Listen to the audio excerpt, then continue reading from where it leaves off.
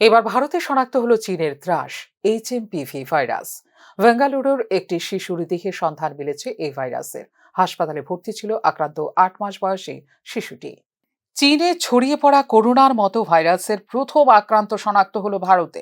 ভাইরাসটির নাম হলো human মেটাপনিওমো virus বা HMPV। মিডিয়া রিপোর্ট অনুযায়ী বেঙ্গালুরুতে একটি 8 মাস বয়সী শিশুর শরীরে শনাক্ত হয়েছে এই ভাইরাস।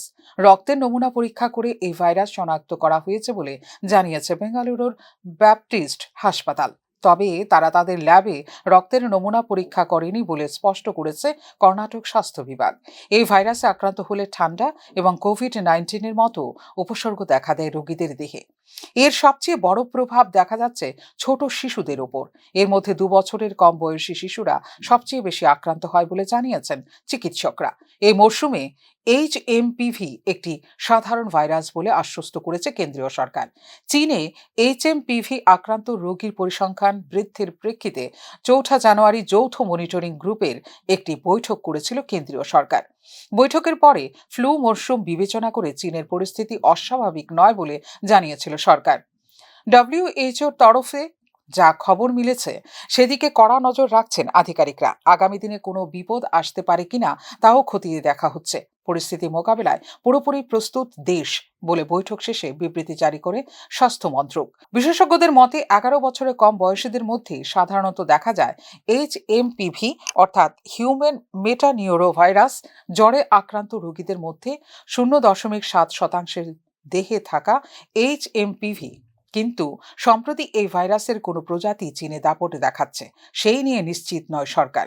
এক্ষেত্রে চীনের পরিস্থিতি সম্পর্কে পর্যায়ক্রমে আপডেট দিতে বলা হয়েছে বিশ্ব স্বাস্থ্য সংস্থা বা WHO কে। সতর্কতামূলক ব্যবস্থা হিসেবে ICMR HMPV জন্য ল্যাব পরীক্ষার সংখ্যা বাড়াবে এবং সারা বছর HMPV কেস নিরীক্ষণ করবে বলে জানিয়েছে কেন্দ্রীয় সরকার। এই ভাইরাসের সবচেয়ে সাধারণ লক্ষণ হলো কাশি ও জ্বর। প্রাথমিকভাবে এর লক্ষণগুলি সাধারণ ভাইরালগুলির মতোই দেখা যায়। তবে ভাইরাসের প্রভাব মারাত্মক হলে নিউমোনিয়া এবং ব্রঙ্কাইটিসের ঝুঁকি থাকতে পারে বলে জানিয়েছে সরকার। এটা নতুন কোনো ভাইরাস নয়। গত বছরও চীনে এর বিস্তারের খবর পাওয়া গেছে। 2023 সালে Netherlands, Britain, Finland, Australia, Canada এবং আমেরিকার মতো দেশেও এই ভাইরাস শনাক্ত করা হয়েছিল। ন্যাশনাল লাইব্রেরি অফ মেডিসিনের দেওয়া তথ্য অনুসারে এটি 2001 সালে নেদারল্যান্ডসে প্রথম শনাক্ত করা হয়েছিল। এই ভাইরাসটি HMPV ভাইরাসের জন্য এখনো কোনো অ্যান্টিভাইরাল ওষুধ তৈরি হয়নি। যাই হোক, এটি বেশিরভাগ মানুষের উপর খুব স্বাভাবিক প্রভাব ফেলে। অতএব এর উপসর্গগুলো কেবল বাড়িতে থাকার মাধ্যমে নিয়ন্ত্রণ করা যেতে পারে বলে জানিয়েছেন বিশেষজ্ঞ চিকিৎসকরা। চীনে ছড়িয়ে পড়া HMPV ভাইরাস সম্পর্কে কোনো আপডেট জারি করেনি বিশ্ব স্বাস্থ্য সংস্থা। ফিউরো রিপোর্ট, নিউজ নাও।